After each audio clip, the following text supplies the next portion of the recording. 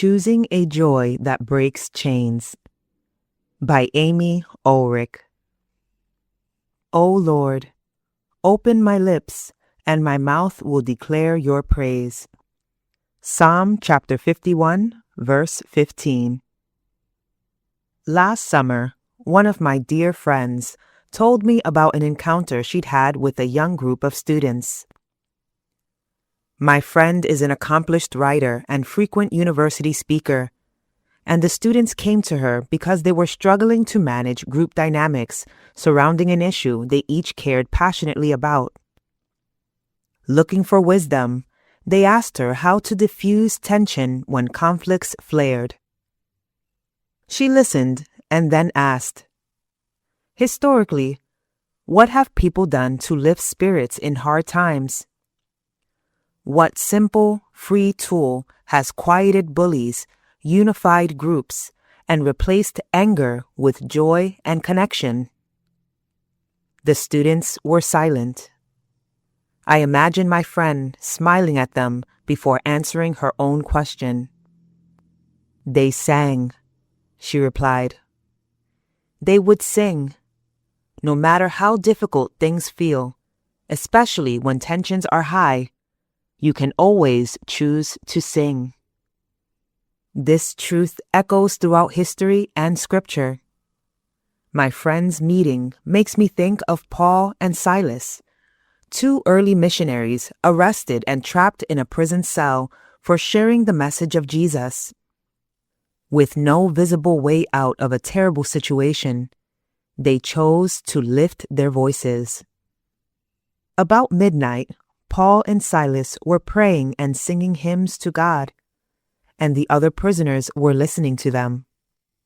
Suddenly, there was such a violent earthquake that the foundations of the prison were shaken. At once, all the prison doors flew open, and everyone's chains came loose.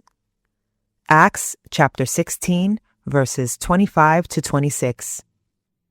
In that dark cell, Paul and Silas recognized that God had the power to release them.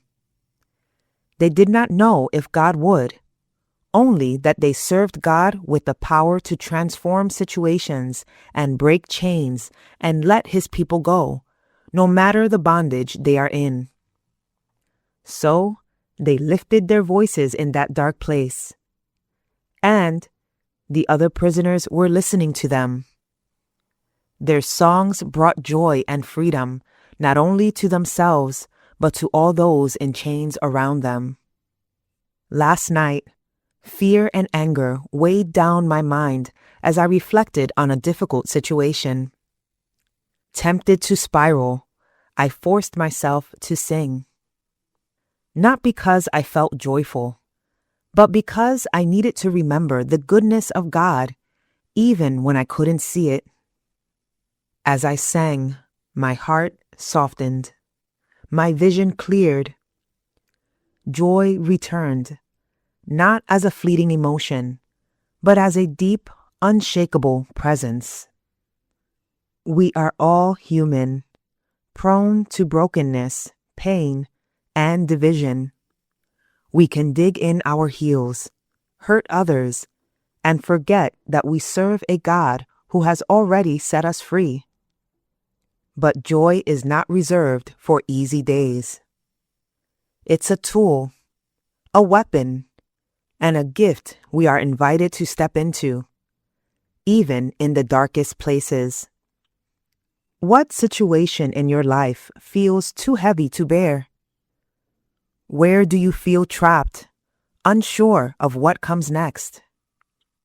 Sing. Not because life isn't hard, but because God is still good. Not because you know the outcome, but because you will not go through it alone. Lift your voice and declare the truth of God's faithfulness. When you do, you invite Jesus into the darkness with you. And when Jesus enters, chains break, miracles happen, and joy rises again.